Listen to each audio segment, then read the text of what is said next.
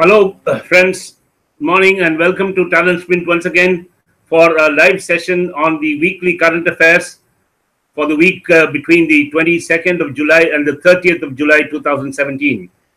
I hope you have had a good week, and let's begin this program right away. And as usual, we will be dividing this into 6 segments, I should say. One is first the national news, then followed by the international news, then the news on banking, economy and finance, then the news on science and technology, then followed by other current affairs, and finally the sports news. We first begin with the national news.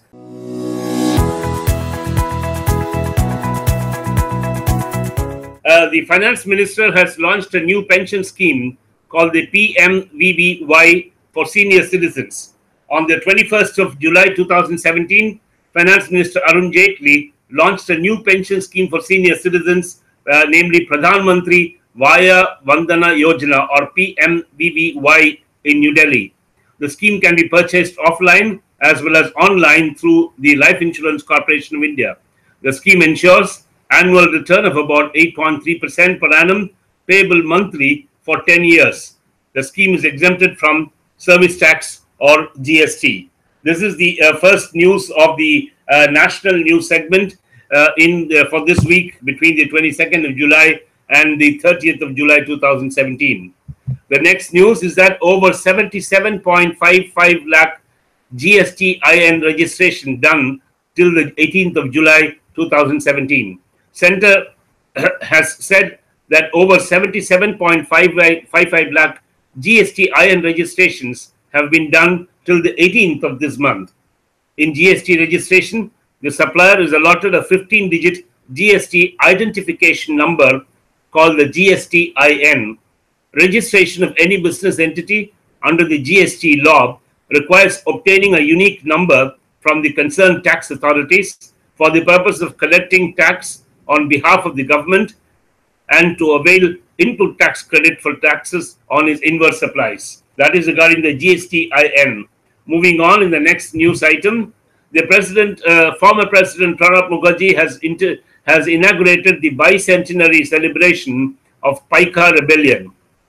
Former President Pranab Mukherjee inaugurated the bicentenary or the 200th year celebrations of the Paika Rebellion of Odisha, organized by the Union Ministry of Culture in New Delhi. Paika Rebellion predates the 1857 revolt, that is the first war of independence.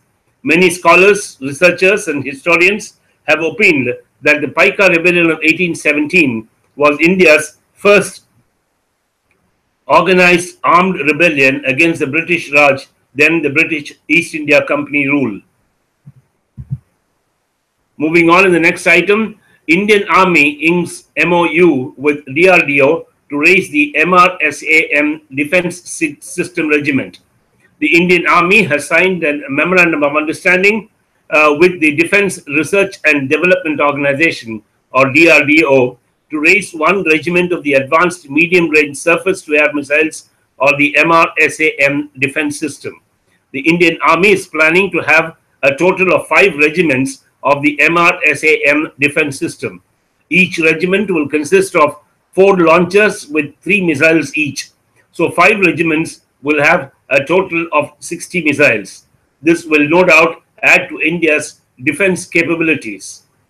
The next item is that the Indian Navy's second LCU Mark IV L-52 ship has been launched. The Indian Navy's second LCU, the Landing Craft Utility Mark IV L-52 ship, built by the Garden Research Shipbuilders and Engineers Limited, Kolkata, was formally launched in Kolkata. The LCU Mark IV vessels are designed for multi-purpose amphibious operations jointly carried out by the Indian Navy and Indian Army to ensure maritime security of the Andaman and Lakshadweep Islands. LCU L-52 ship is the second in a series of 8 Mark IV LCU vessels built by the GRSC, or the Garden Research Shipbuilders and Engineers Limited, for the Navy. The first of these ships was commissioned in 2016. Moving on, 2 airports in the Uttar Pradesh have been renamed. The Uttar Pradesh government has renamed 2 airports in the state, Nagpur and Bareilly airports have been named as Ganesh Shankar Vidyarthi and as Nath Nagari airports respectively. This was decided by the UP Assembly on the 21st of July 2017. Israel and DRDO are to jointly develop missiles for India. The Indian Army has entered into a MOU with Israel and DRDO to jointly develop to raise one segment of the medium-range surface-to-air missiles. The missiles will be developed by the Israel Aerospace Industries along with the DRDO in partnership with private and public sector organizations. The Indian Army plans to have 5 regiments of this missile system. The missiles are all-weather, mobile, land-based and surface-to-air defense systems. The highest internet density in the country is observed to be in Delhi and the lowest in Bihar. Delhi has the highest internet density in the country, while Bihar has the lowest internet density. According to the data released by the Union Communications Ministry, Delhi has 122.06 number of internet per 100 persons, while in Bihar it is just 17.30. Punjab follows Delhi with 55.25 subscribers out of 1,100 persons. In terms of subscribers, UP has the highest number of 48.51 million. That's no surprise given the fact that UP is the largest state in the country and obviously the most populous state in the country also. The center is implementing a scheme to provide financial assistance. The External Affairs Ministry is implementing a scheme to provide financial assistance to Indian women who have been abused and abandoned by their overseas Indian spouses. This will help them in getting access to counseling and legal services with Indian missions and posts abroad.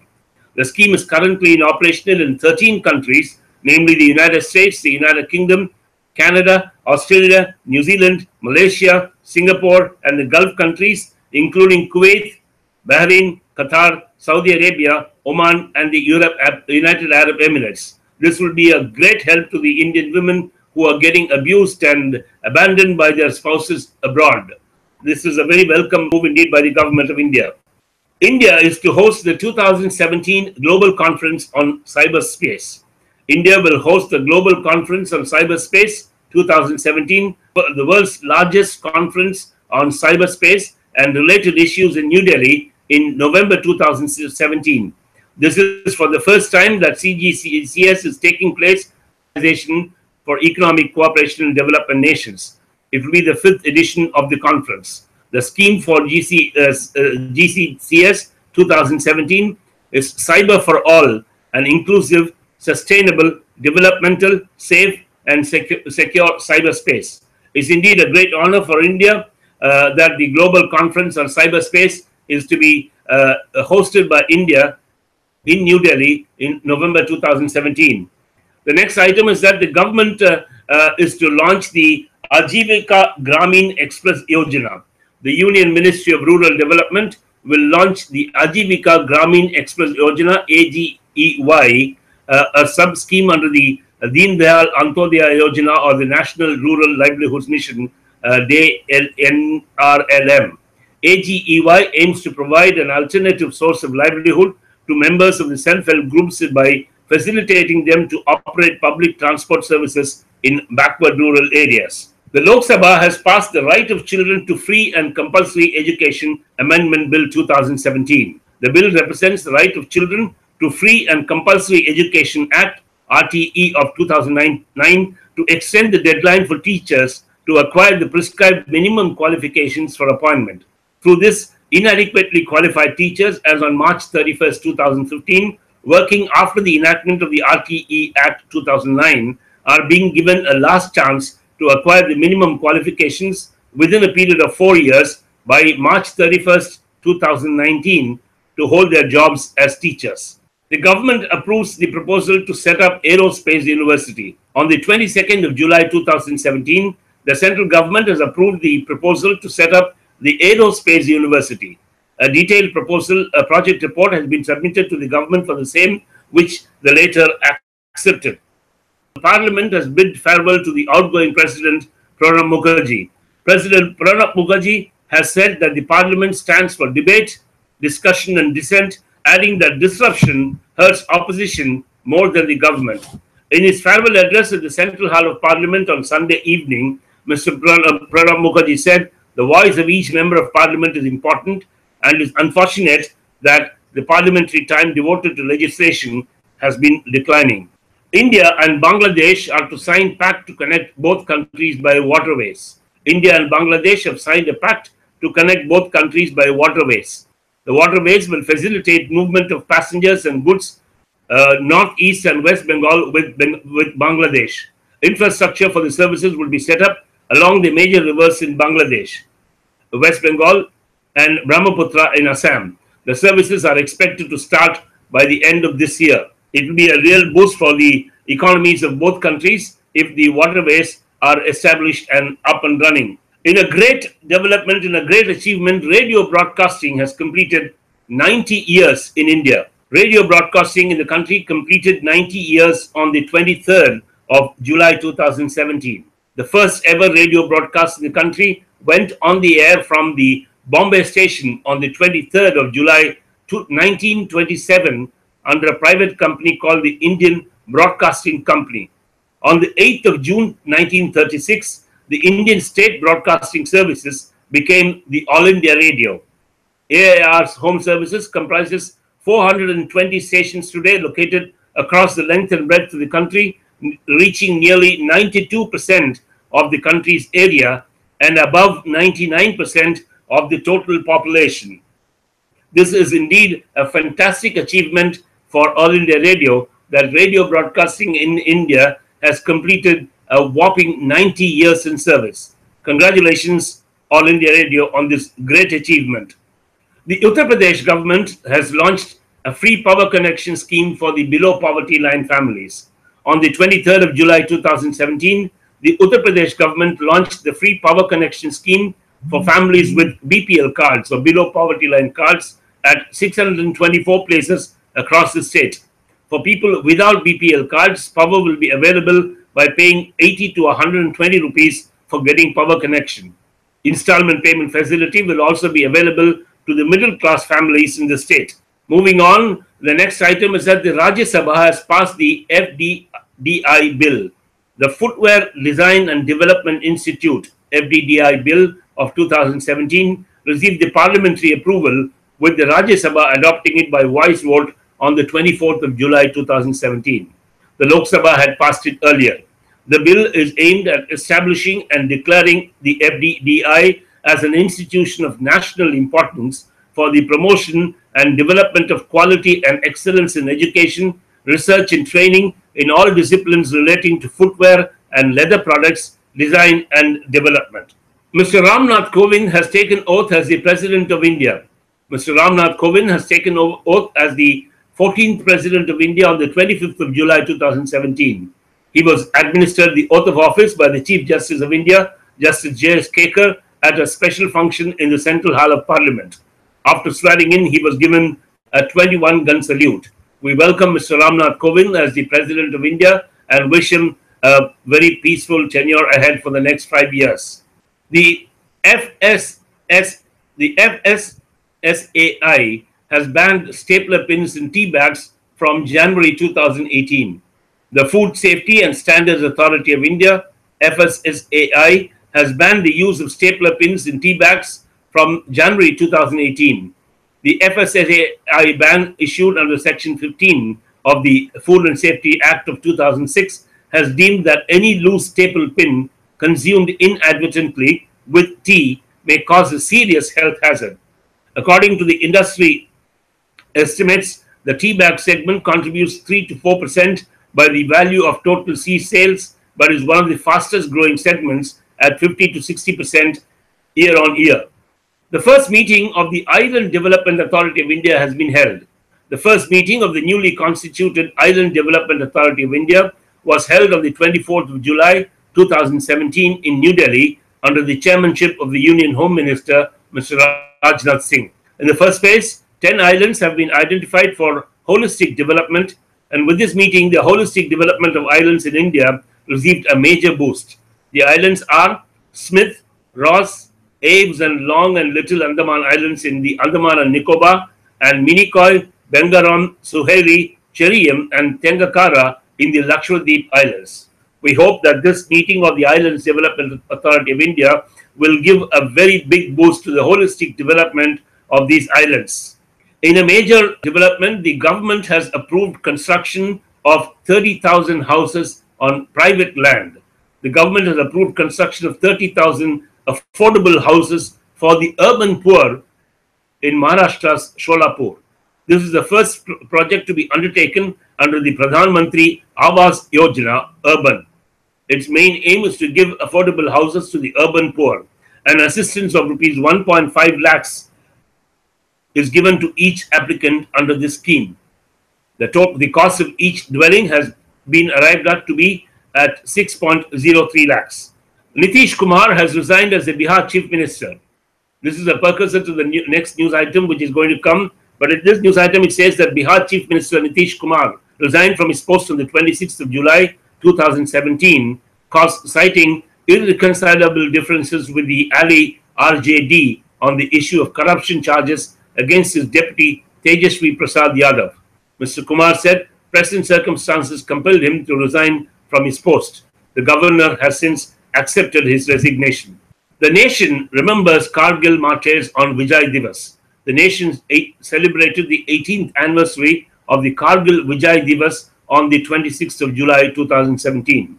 On the 26th of July 1999, the Indian Army successfully took back its posts from Pakistan at a treacherous high altitude and glaciated terrain across the Himalayas in the Ladakh region after fighting for over 60 days. More than 500 Indian soldiers had sacrificed their lives. We have to remember the Kargil martyrs forever, not just on this Vijay Divas. They have sacrificed their lives for the sake of protecting our nation, and they deserve all the respect that one can give them. Reliance Defence has launched its first two Navy ships, Shachi and Shruti. Reliance Defence and Engineering Limited RDEL launched the first two naval offshore patrol vessels, or NOPVs, Shachi and Shruti, at their shipyard in Pipavav, Gujarat. These two NOPVs are the first warships to be launched by a private sector shipyard in India. These ships are part of a 5-ship being constructed for the Indian Navy under the P-21 project. Lucknow Metro is seeking honors for various reasons, for more than one reason. First metro in the country to have its own FM radio.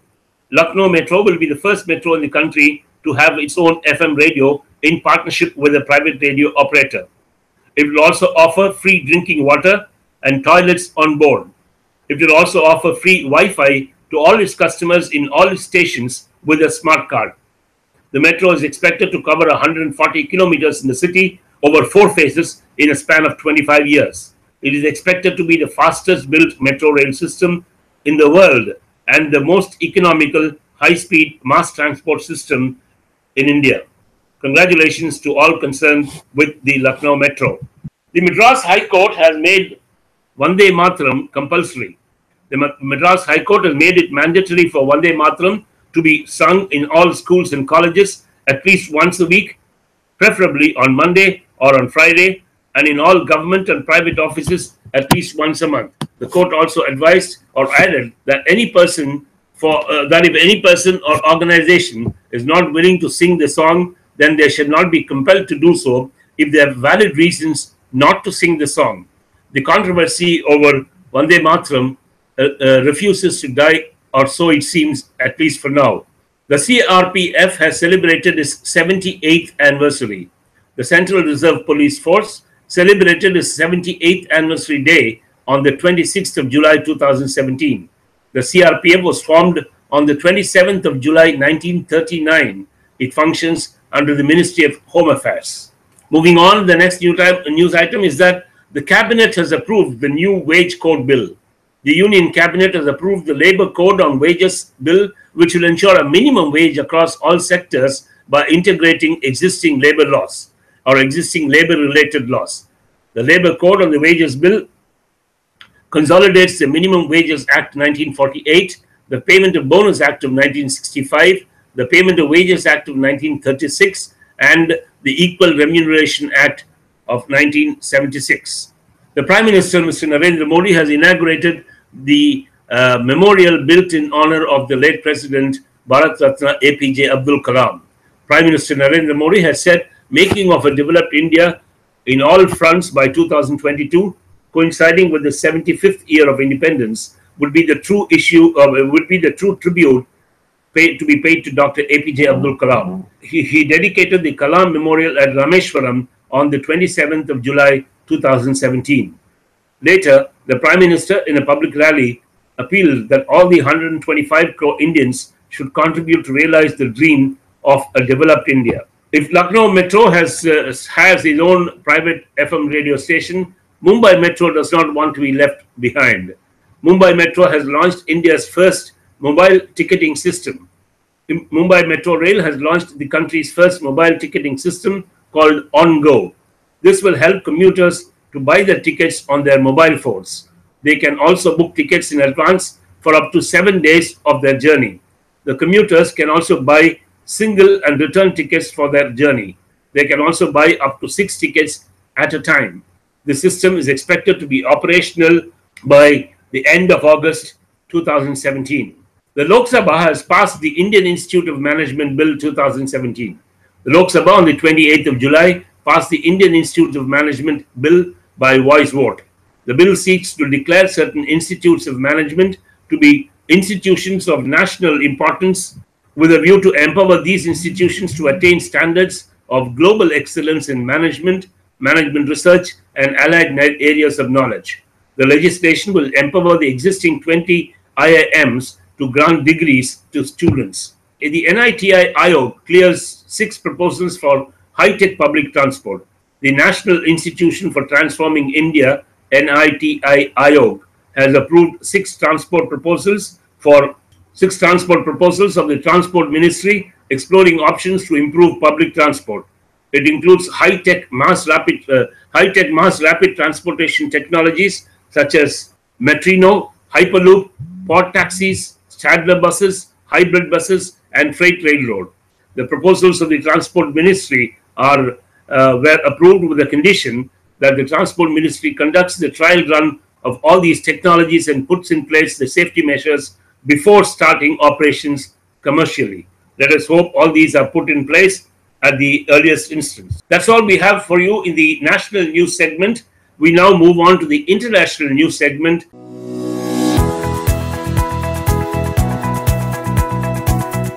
The first news in the international news segment for this week is that Germany has reviewed the arms shipment to Turkey.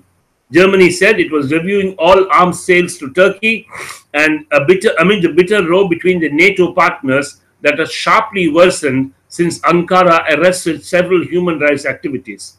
As part of Germany's sweeping overhaul of bilateral ties, the top circulation Bild newspaper today reports that Berlin was also freezing all planned and ongoing arms deliveries to Turkey.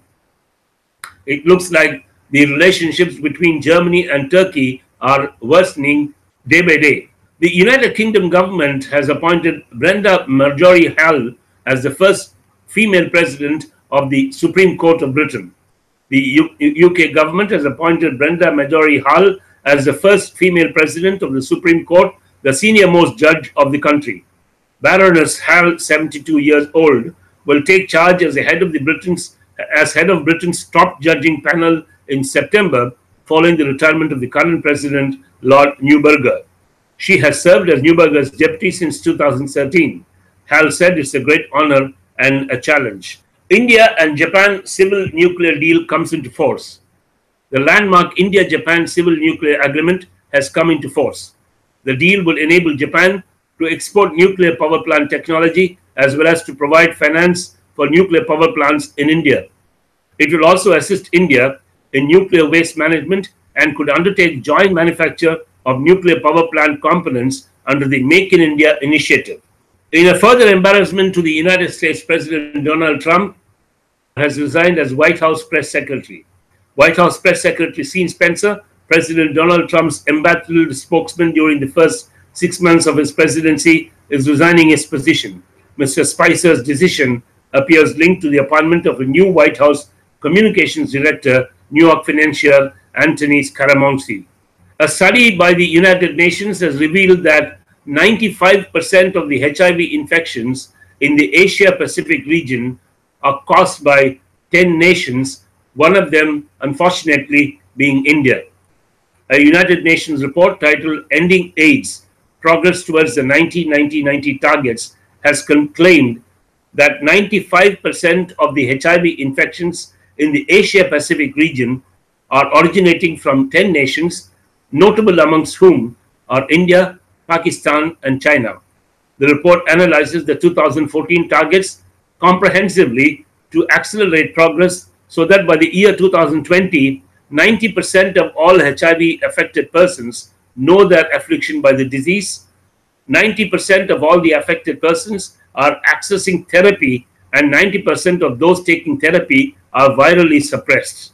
It's indeed sad that India has got the dubious honor of being one of the nations which cause the highest rate of HIV infections in the Asia Pacific region. Dubai has been chosen as the data hub for the MENASA region. The United Nations has chosen Dubai as the data hub for the Middle East, North Africa, and South Asia region, or the MENASA region. Dubai has launched a series of measures to mine and manage the data. Dubai will be prepared as the regional hub for which all efforts are underway. The hub will also serve as a dedicated platform for all city-to-city, metropolitan, and global transfer and management of data in the region. A United Nations report says that India is the third largest terror target in the world. In a scathing news item published by the National Commission on Terrorism and Response to Terrorism of the United States and the data published by them, India is the third largest terror target in the world after Iraq and Afghanistan. Out of the 11,072 terror attacks in the world in 2016, 972 occurred in India. The number of terror-related deaths in India rose to 337 in the year 2016 as compared to 289 the previous year. The US report named the Naxals as the third most deadliest terror group in the world after the ISIS and the Taliban. It's a rather dubious distinction that India has been voted as the third largest terror target in the world. The world's largest supercarrier, Gerald Ford, has been launched in the United States of America. The US Navy on the 23rd of July launched the world's largest supercarrier, Gerald R. Ford. President Donald Trump was present on the occasion. The ship has been built by the Newport New Shipping Company and displaces a whopping 1 lakh tons fully loaded and is 1,106 feet long. It's powered by 2 nuclear reactors and it costs $12.8 billion to build. Iran and Iraq have inked a pact on military cooperation. Iran and Iraq signed a Memorandum of Understanding, or MOU, to step up military cooperation and the fight against terrorism and extremism. The MOU encourages promotion of interaction and share of experiences in the fight against terrorism and extremism, border security, training, and logistical, technical, and military support between Iran and Iraq. The world's first floating wind farm takes shape in Scotland. The world's first full-scale floating wind farm has taken shape in Scotland on their northeast coast. The Peterhead wind farm, known as Highwind, is on trial and will bring power to about 20,000 homes. It's a test project to ensure that it's working in open sea conditions. In a rather unusual move, Bolivia has declared independence from the World Bank and the International Monetary Fund. On the 25th of July, the Bolivian president declared independence from the World Bank and the International Monetary Fund, stating that much of the country's struggles in the past 6 decades have been due to the policies of the World Bank.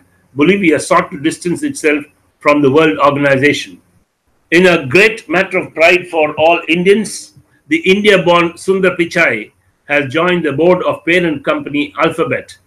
The CEO of Google, Sundar Pichai, will soon join the board of directors of his parent company Alphabet.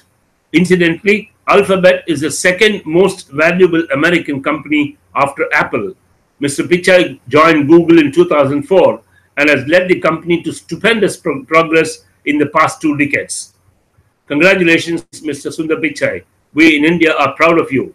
The 2017 BRICS Labour and Employment Ministers meeting has been held in Chongqing. BRICS countries, Brazil, Russia, India, China, and South Africa have agreed to work together to ensure stable employment and better quality of life.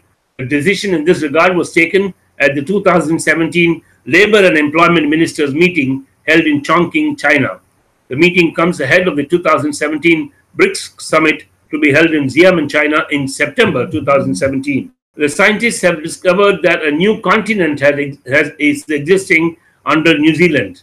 A new continent has been discovered under New Zealand. The mostly submerged unknown continent beneath the South Pacific has been named as Zealandia. Researchers said Zealandia is a distinct geological entity and meets all the criteria applied to Earth's 7 other continents, that is, elevation above the surrounding area, a distinctive geology, a well-defined area, and a crust much thicker than that or found on the ocean floor.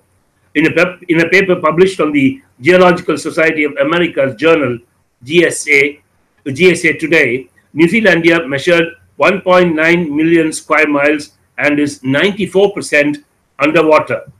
The Pakistan Prime Minister Nawaz Sharif has resigned after the Supreme Court of Pakistan has disqualified him on corruption charges. Pakistan Prime Minister Nawaz Sharif has resigned his post after the Supreme Court disqualified him in the Panama Papers case. Mr. Sharif, his daughter, and 2 sons have been engulfed by corruption charges, as pointed out in the Panama paper leaks last year. The scandal revealed that Nawaz Sharif's sons Hassan Nawaz and Hussein Nawaz and his daughter Mariam Nawaz owned offshore companies which managed their families' properties. Russia has ordered US to reduce its diplomatic staff over sanctions. Russia's foreign ministry on the 28th of July announced countermeasures in response to the tough new sanctions proposed by the United Nations, ordering Washington to reduce its diplomatic staff. Moscow has ordered US to reduce its diplomatic presence in Russia to 455 diplomats and staff, and also barred it from using a Moscow summer house and storage facility. The ministry said that this was in response to the passing of a new bill on sanctions by the Senate in the United States late on the 27th of July. It looks like the Cold War between USA and Russia has just about begun, despite the ostensibly good relationship in person between President Donald Trump and President Vladimir Putin. However, the Cold War between the 2 superpowers is not good for the rest of the world. Iran has claimed launch of satellite-carrying rocket into space. In an escalation of the space war, Iran says it has successfully launched a new type of rocket designed to carry a satellite into space. The nation's state-run media yesterday released a video of the launch, saying it took place at the National Space Center. The media reported that the rocket can deliver a satellite weighing up to 250 kilograms into a 500-kilometer orbit. Iran successfully launched its first domestically produced satellite in 2009. That's all we have news for you from the world of international news. Now we move on to the next segment of this weekly current affairs, and that is on banking, economy, and finance.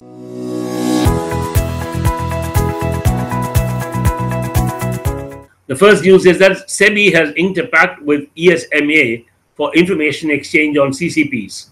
Securities Exchange and Board of India, SEBI has entered into a memorandum of understanding with the European Securities and Markets Authority, or ESMA.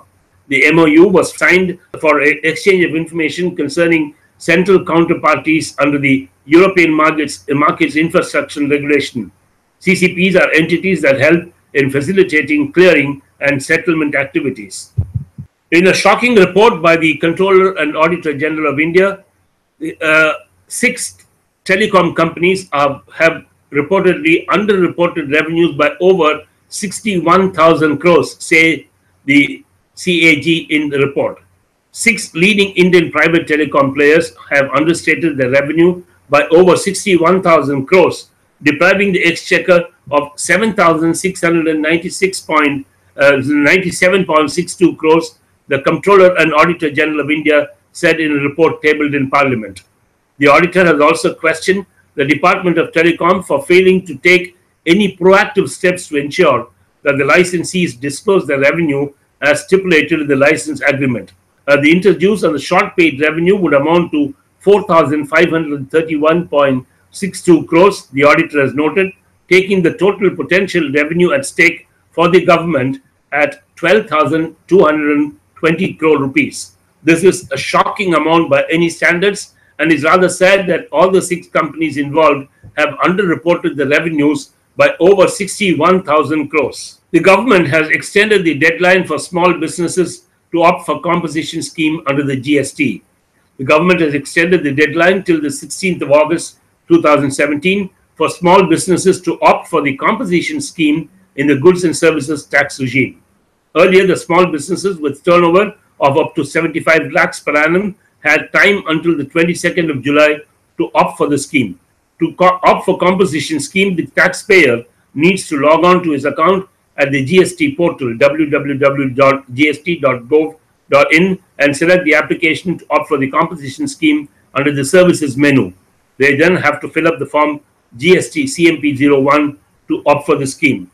We hope that the deadline extension will be good for the small business entrepreneurs. In a gladdening news, 7 Indian companies have been found to be listed in the global Fortune 500 list, which is indeed a very prestigious list of businesses around the world. The Fortune 500 companies list of 2016 features as many as 197 Asian companies, out of which 7 are Indian companies. The companies have been ranked on the basis of their revenue for the year 2016. Amongst the top 5 in the top 500 list are 1 American company, which is Walmart, which is ranked number 1, 3 Chinese and 1 Japanese company, Toyota Motors, which is ranked at number 5. The 7 Indian companies to be listed in the top Fortune 500 are Indian Oil, Hindustan Petroleum, Bharat Petroleum, Reliance Industries, State Bank of India, Tata Motors, and the new entrant, Rajesh Exports. Rajesh Exports, incidentally, is a Bengaluru-based private jewelry and gem exporter. Indian CEOs earn up to 1,200 times of the average staff.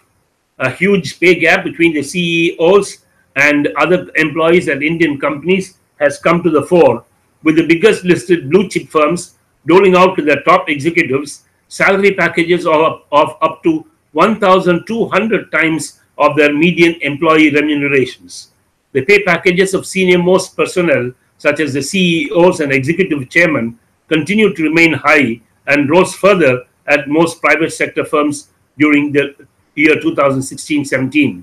The public sector companies, on the other hand, show a totally different picture, with the chiefs getting salaries of just about 3 to 4 times of their median employee remunerations, which means that the private sector, there is a huge gap between the salaries of the CEOs and that of the average staff. So if you want to work in a private company and earn more, you will have to work hard and succeed and climb up the ladder very quickly. That's a lesson to be learned from this news. The International Monetary Fund has lowered the forecast for the US and UK economic growth this year. The International Monetary Fund has lowered its forecast for the US and UK economic growth this year, following weaker than anticipated activity in the first 3 months. The IMF says it now expects the UK to grow by 1.7% this year, compared with the 2% it was previously forecasting. It said US will now grow at 2.1% as against the 2.3% it was predicting in April. Its prediction that the global economy will grow by 3.5% in 2017 and 3.6% in 2018 is unchanged.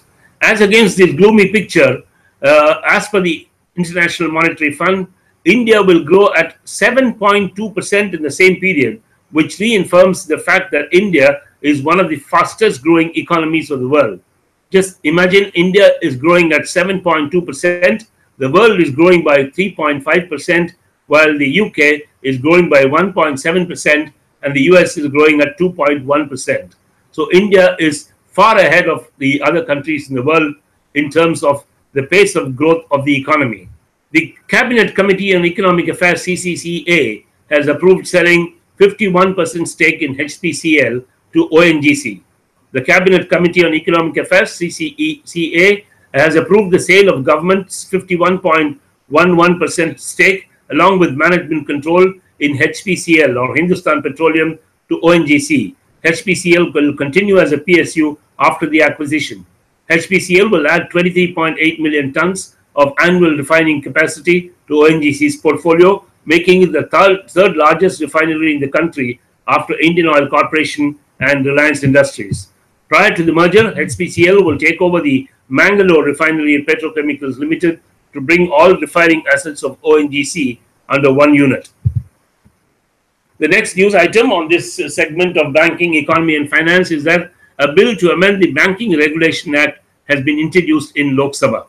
On the 24th of July 2017, the Finance Minister, Mr. Arun Jaitley, introduced in the Lok Sabha a bill to amend the Banking Regulation Act of 1949. The bill has a provision which empowers the RBI to issue directions for resolutions, appoint or approve or appoint committees to advise banks about stressed assets resolution. Mr. Ajay Kanwal has been appointed as the CEO of Janalakshmi Finance, India's largest non-banking finance company. Janalakshmi Finance has appointed Ajay Kanwal as the new CEO. Mr. Kanwal will take over charge on the 1st of August 2017. Ajay Kanwal comes with more than 27 years' experience in commercial banking and consumer banking sectors. The Prime Minister, Mr. Narendra Modi, and his Japanese counterpart, Abe, have decided to kick off the bullet train project in September.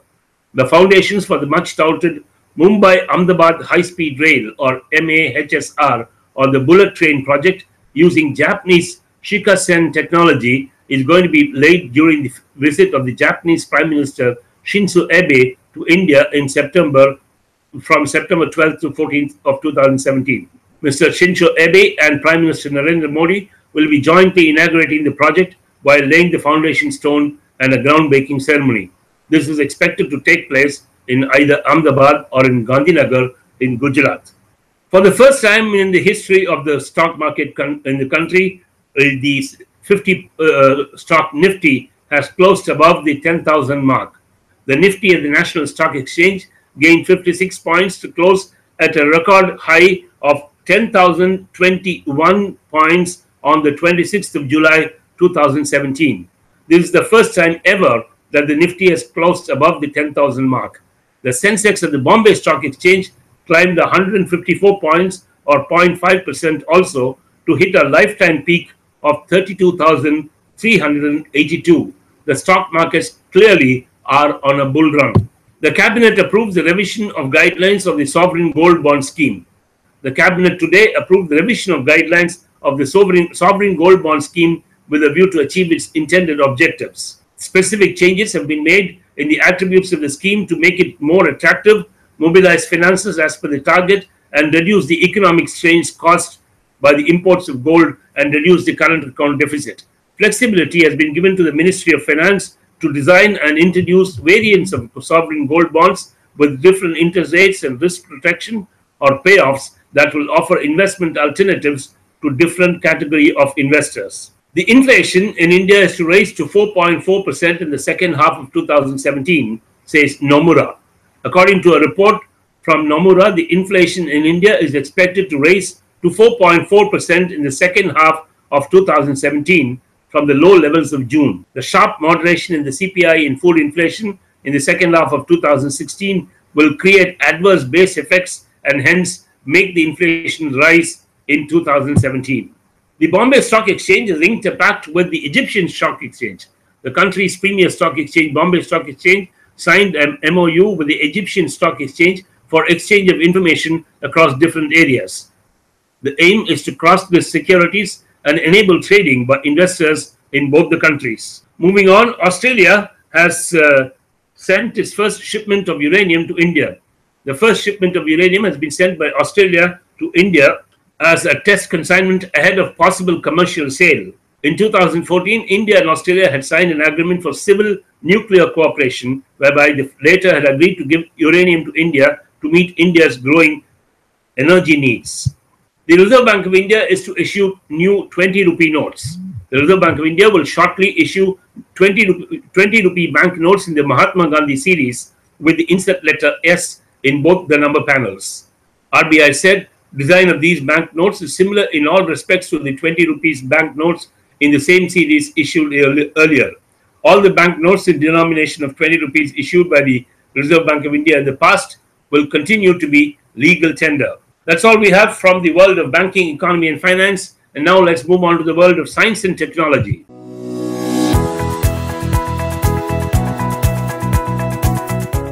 AstroSat, Chandra, and Hubble jointly detect a massive cosmic explosion on Proxima Centauri. India's first dedicated space observatory, AstroSat, along with other space and Earth-based observatories, have detected a massive coronal explosion on the Proxima Centauri, Sun's closest star neighbor.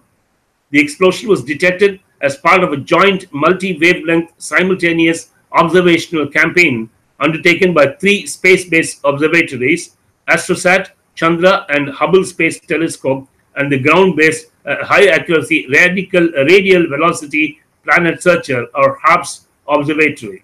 It's proved that castor plant can actually reduce soil pollution. According to a study conducted by researchers from the University of Hyderabad, castor bean plants can provide useful in fighting soil pollution.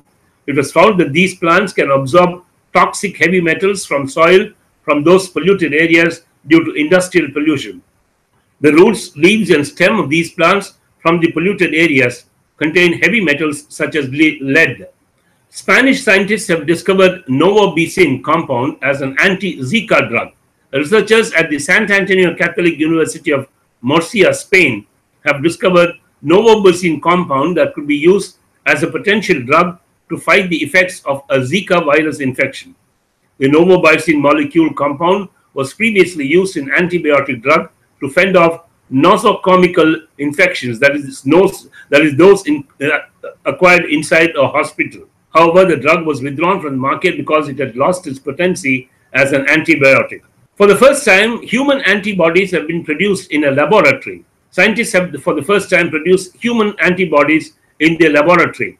They have developed revolutionary technique which can help in rapid development of new vaccines to treat a wide range of infectious diseases.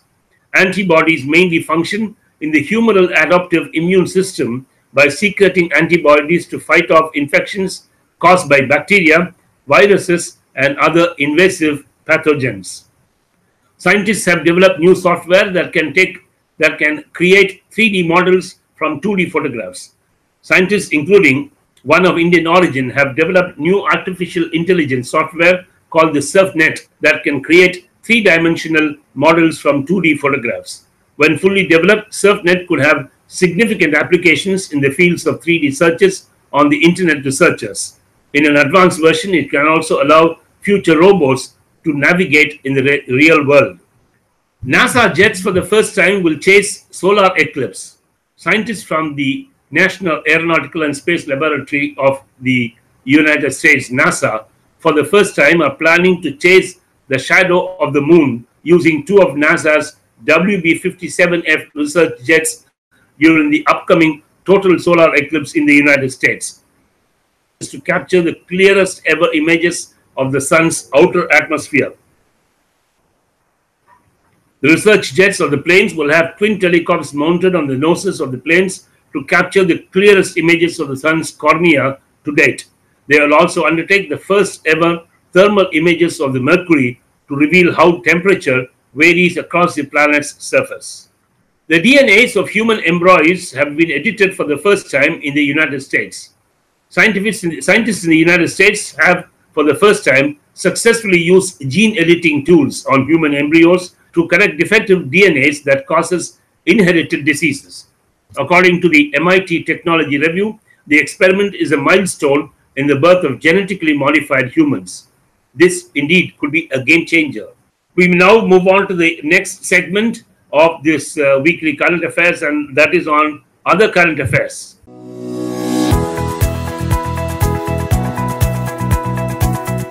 The Bollywood actress Priyanka Chopra is to be honored at the Canadian Film Festival. Indian and Bollywood actress Priyanka Chopra will be honored at the Toronto Film Festival in Canada on the 6th of September this year. She will be the guest of honor at the event. Priyanka Chopra is being honored for her role as a UNICEF Goodwill Ambassador and for promoting her charity for health and education. Congratulations, Priyanka Chopra. Sanjay Kothari has been appointed as the Secretary to the President, Mr. Ramnath Kovind. The current chairman of the Public Enterprises Selection Board, Mr. Sanjay Kothari, has been appointed as the Secretary to the President, Mr. Ramnath Kovind. Ashok Malik has been named as the Press Secretary to the new President, while Gujarat Cadre Forest Service Officer Bharat Lal will be the Joint Secretary to the President of India. In a sad news, we have two successive news of deaths of two of India's foremost space scientists. The former ISRO chairman U.R. Rao passes away in Bangalore. Former chairman of Indian Space Research Organization, Professor U.R. Rao, passed away on the 24th of July 2017 at his residence in Bangalore. He was 85. ISRO sources told that he was bedridden for a very long time due to geriatric health issues. Professor Rao is credited with having played an instrumental role in building up the Indian satellite programs right from the days of the nation's first satellite, Aryabhatta. An alumni of the Madras University, Professor Rao was awarded Padma Vibhushan last year. May his soul rest in peace. In the next sad news, we have news that the renowned space scientist Professor Yashpal has passed away. Renowned scientist Professor Yashpal passed away on the 24th of July at his residence in Noida in Uttar Pradesh. He was 90. Professor Pal was born in 1926 in Jang district of British India, that is now in Pakistan. He gained recognition due to his contribution to the study of cosmic rays. Pal was honored with the Padma Bhushan in 1976 and Padma Vibhushan in 2013 for his contribution to science. May Professor Pal's soul rest in peace. The 28th of July is observed as the World's Hepatitis Day. The World Hepatitis Day is being observed every year on the 28th of July around the world by the World Health Organization to spread awareness about the viral hepatitis. This year, the theme of the day is Eliminate Hepatitis. The observance of the day seeks to encourage diagnosis, prevention, and treatment of hepatitis, provide a single global platform to raise awareness about hepatitis, and influence a real change in the disease prevention, testing, and treatment. That's all we have news for you in the other current affairs. We now move on to the last segment of this presentation, which is on the sports news.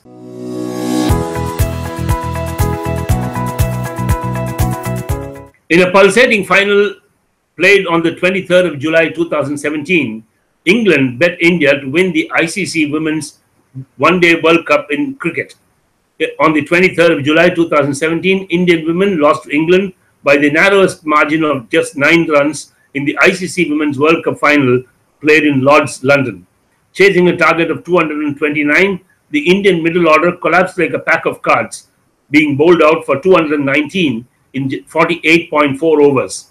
It must be added here that the last 7 wickets fell for a mere 28 runs in just 6.5 overs. At one stage, India were well placed at 191 for 3. However, they collapsed to 219 all out. Shabsol, who took 6 wickets, was declared the player of the match. Although India lost the finals, it must be said that the Indians played with a lot of gut and gumption throughout the tournament, and the Indian women must be really credited for the fantastic way in which they played the game throughout the tournament. Mission Football has been launched in Meghalaya. The Chief Minister of Meghalaya launched the state's Mission Football in the Jawaharlal Nehru Stadium in Shillong on the 23rd of July 2017.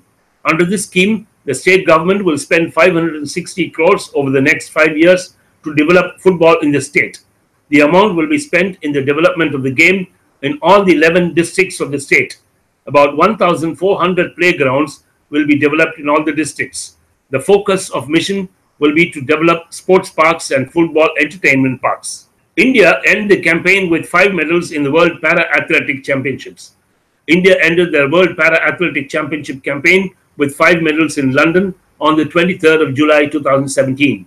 The tally included a gold, 2 silver, and 2 bronze medals. The lone gold came through Sundar Gujrar in the men's javelin throw F46 event. Overall, India finished outside the top 30 in the medal standings. India were represented by 29 para-athletes, including 5 women. Mithali Raj has been named the captain of the ICC Women's World Cup team. Indian skipper Mithali Raj was chosen as the captain of the ICC Women's World Cup Team 2017 by the International Cricket Council. The 34-year-old Indian was selected as captain after she led India to the final of the just concluded ICC Women's World Cup. India lost to England by 9 runs in one of the most thrilling finals at Lord's. Mithali led by example, scoring 409 runs during the 30-day tournament. The side includes 4 players from England: player of the tournament Tasmin Beaumont, player of the final Ansha Strubsol, wicketkeeper Sarah Taylor, and left-arm spinner Alex Hartley. 3 from South Africa that included opener Laura Wadarf and bowlers Marvin Kapp and Dean van Nierek, and Australian all-rounder Ellis Prairie. On the great honor of having been chosen the captain of the ICC Women's World Cup team. Kon Sam has won the gold in the Asian Youth and Junior weightlifting championships. Indian weightlifter Konsam Urmila Devi has bagged a gold medal at the Asian Youth and Junior weightlifting championships in Kathmandu, Nepal.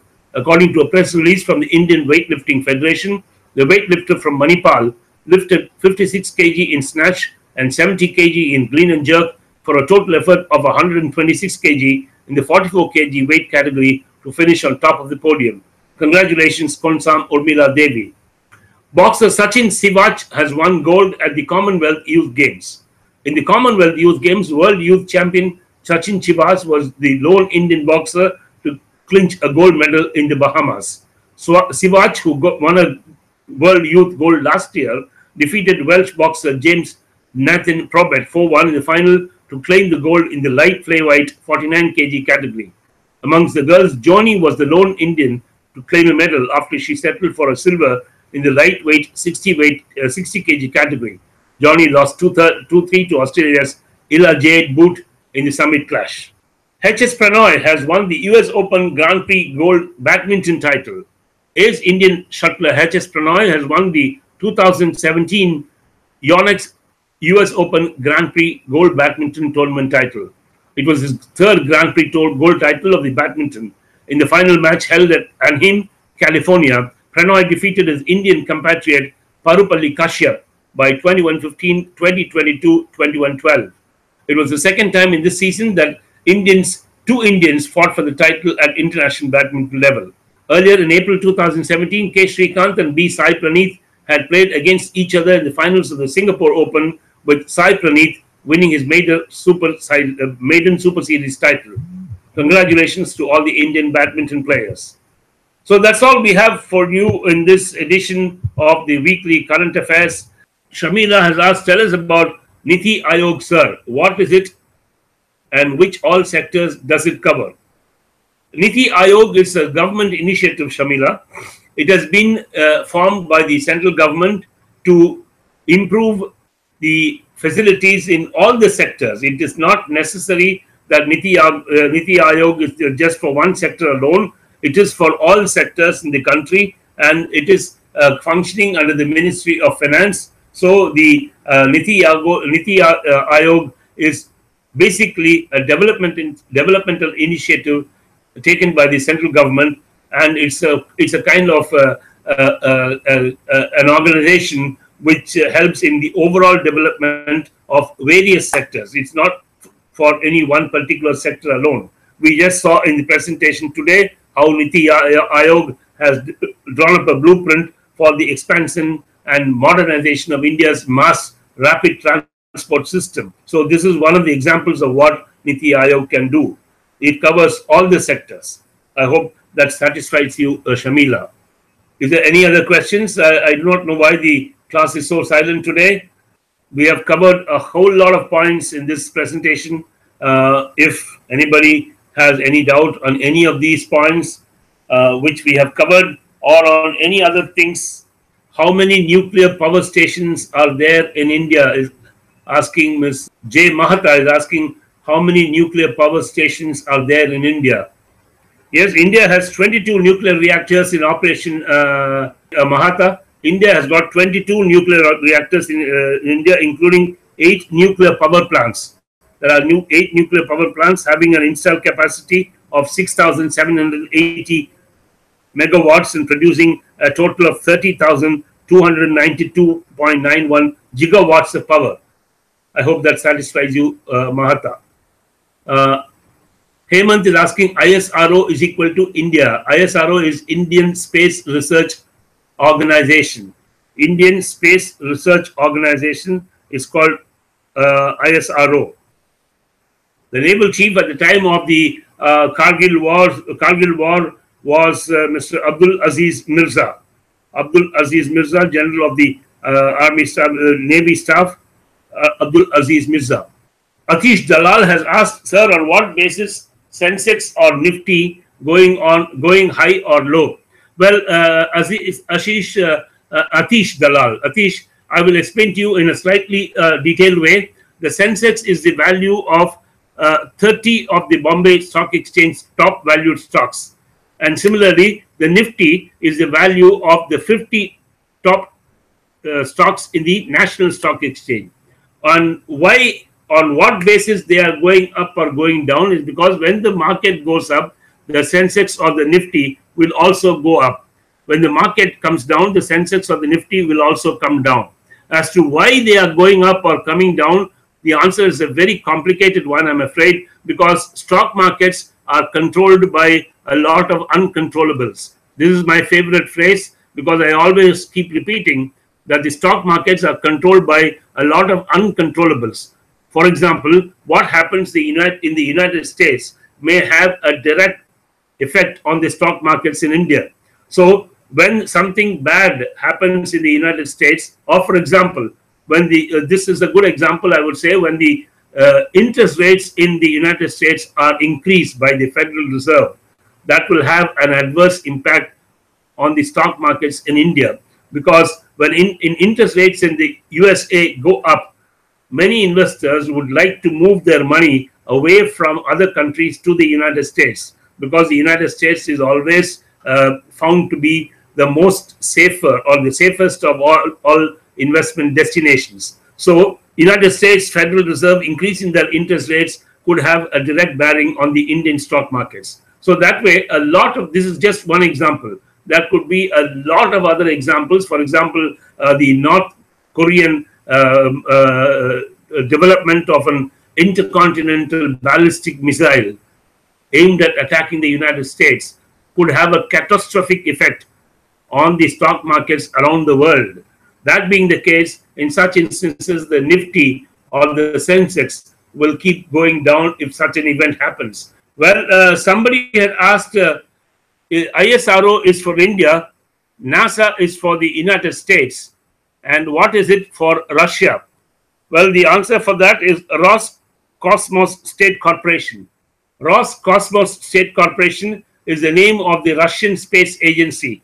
Roscosmos State, ROSCOSMOS, Roscosmos State Corporation is the name of the Russian space agency, which was formed on the 25th of February 1992. Well, somebody is asking, India and China war, sir. Saurabh is asking, India and China war, sir. Why and what will be the end result of it? Well, let's hope that India and China don't get into a situation where there will be war, because at the end of the day, if India and China get into a situation of war, nobody will be the winner. So let's assume that they will not go into such a situation ever. Jay Mahata is asking, why 5-year plan change to NIIT Ayog? What is the demerit of the 5 years plan?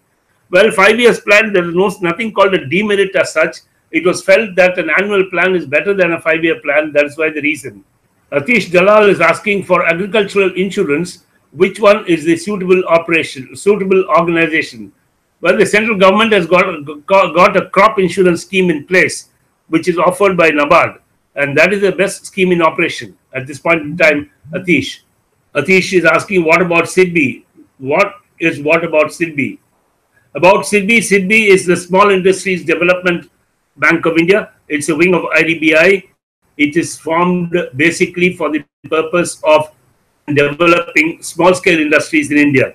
SIDBI gives loans for small-scale industries for their development and betterment. It's a wing of the IDBI. Well, ladies and gentlemen, if there are no more questions, I would like to take leave of you now. Thank you very much for having joined me on this session of the weekly current affairs, and it was very nice talking to you. I hope you enjoyed it as much as I enjoyed making this presentation to you. I will see you again on the 8th of August 2017 at 11 o'clock. Until then, have a great time. Thanks and bye-bye.